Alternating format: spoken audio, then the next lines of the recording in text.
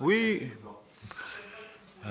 c'était trop. Malgré un bon début de match, parce que je pense qu'on a fait un bon premier quart d'heure, mais sur la première perte de balle, je dirais un peu dangereuse, et c'est ce qui fait la différence par rapport à ces équipes-là, et on le savait, c'est-à-dire que à la fois, il ne faut pas rendre le ballon trop vite, parce que vous avez des vagues qui peuvent arriver, mais vous pouvez prendre des risques des fois qui font que vous vous mettez en difficulté. Et puis bon, on a manqué un peu de réussite sur le premier but, mais globalement, voilà, la meilleure équipe l'a emporté. Je pense que à l'image de Hein, on a vu tout le talent de certains joueurs en face.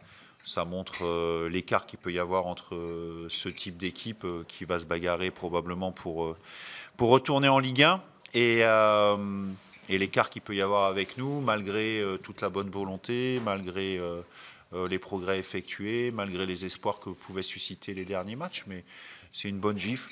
Le principal maintenant, c'est de se préparer pour le match de PFC samedi, puisqu'ils ont perdu à domicile contre Laval. Et forcément, c'est un adversaire, je dirais, direct aujourd'hui, puisqu'on a la chance d'être devant eux. Il faudra tout faire pour le rester. 3 jours après la belle victoire à Pau, vous avez fait le choix de changer en profondeur l'effectif. Pour quelle raison? Comme je savais que la question, vous alliez me la poser, vous savez, quand on joue à 20h45, c'est long les après-midi. Alors cet après-midi, je vais vous dire ce que j'ai fait. À un moment donné, j'ai zappé à la télé et je suis tombé sur les débats de l'Assemblée nationale. Et pourquoi ça vous fait rire? Et il y a une députée qui a, avec beaucoup d'émotion, parlé du harcèlement scolaire, et puis parce qu'elle en avait été malheureusement victime dans ses jeunes années. Et ça a été un moment, je dirais, assez émouvant de par la manière dont elle l'a exposé. Et forcément, Gabriel Attal, qui est le ministre chargé de l'Éducation, est intervenu. Brillamment, d'ailleurs, je mets la politique à part, mais je m'intéresse aussi à la manière dont les gens peuvent s'exprimer dans ce type de situation. Et franchement, il a été brillant de la manière et très déterminé dans sa volonté de mettre fin à ce type de problème. Et on sentait vraiment de la manière dont il parlait que c'était quelque chose qui lui tenait à cœur aussi. Et je me suis dit, ouais, et sûrement qu'ils le pensent, sûrement qu'ils vont tout faire pour. Je me suis dit, la crédibilité de ses paroles, malgré le côté brillant de ce qu'il a pu dire, demain, s'il y a des enfants qui reviennent et qui ont été harcelés, les parents, ils vont se dire, il a peut-être été brillant, mais mine de rien, les résultats, ils n'ont pas été obtenus. Et je dis ça parce que c'est comme quand vous avez un groupe à manager, c'est pour ça que je fais la comparaison, c'est qu'à un moment donné, à force de dire on a un groupe, on compte sur tout le monde, à un moment donné, il faut aussi montrer, vous, par rapport au discours que vous tenez, que vous comptez sur tout le monde. Et donc moi, aujourd'hui, je n'ai pas le sentiment d'avoir fait tourner, j'ai aussi donné l'opportunité sur une semaine à 3 matchs, et c'est très chargé, à des joueurs, je prends l'exemple de Steve Chamal par exemple, ou de Kevin Testu, c'est des joueurs effectivement qui ont moins joué ces derniers temps, c'est quand même des joueurs qui étaient titulaires quand on a joué Bordeaux pour le dernier match de la saison à Annecy l'année dernière, qu'on a remporté 1-0.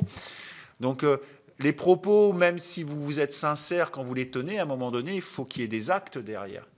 Voilà. Et j'ai fait la comparaison avec... elle est bonne ou elle n'est pas bonne, mais j'ai fait la comparaison justement avec ce que j'ai entendu cet après-midi, parce qu'à un moment donné, dire les choses, même si vous êtes sincère, il faut aussi que ça soit poursuivi avec des actes. Il faut qu'il y ait des actes, et à un moment donné, moi aussi, je dois montrer à mon groupe qu'ils peuvent jouer un match de Ligue 2 titulaire, le démarrer face à une équipe qui est très très forte. Et moi, j'avais confiance avant le match pour venir chercher quelque chose.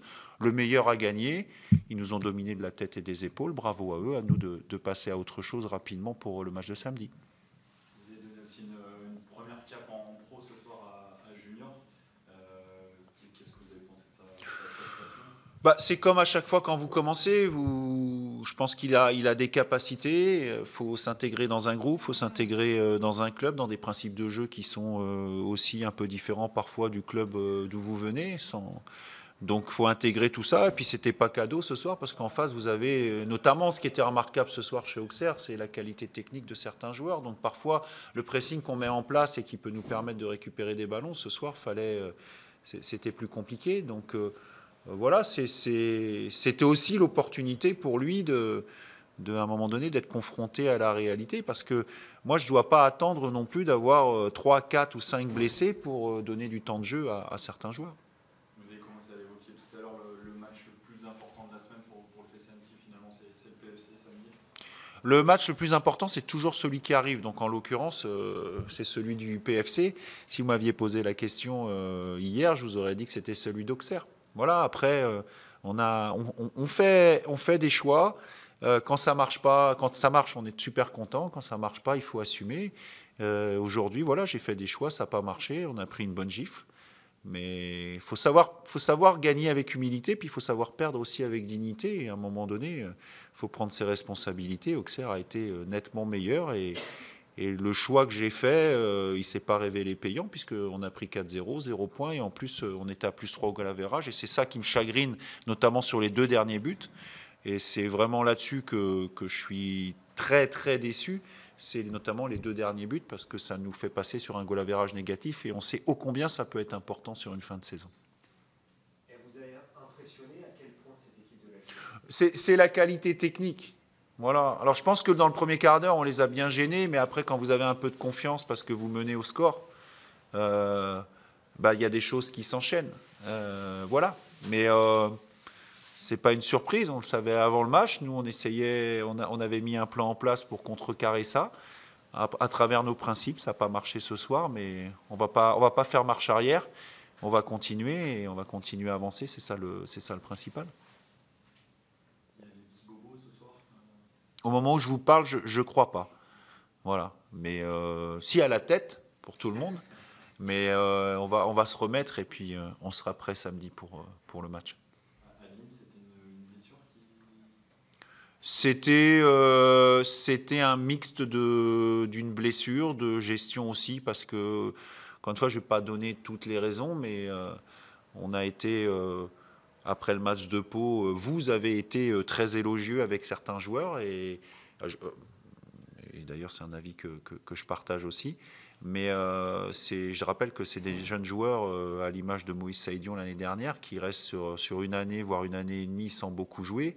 Et encore une fois, moi, mon rôle, c'est pas de les pousser jusqu'à ce qu'ils se blessent pour 3 semaines, un mois. C'est d'être capable de les avoir le plus souvent possible. Et je l'ai fait l'année dernière avec Moïse et je le ferai cette année aussi avec ces jeunes joueurs-là, surtout sur des semaines comme ça à 3 matchs. Merci, bonne soirée.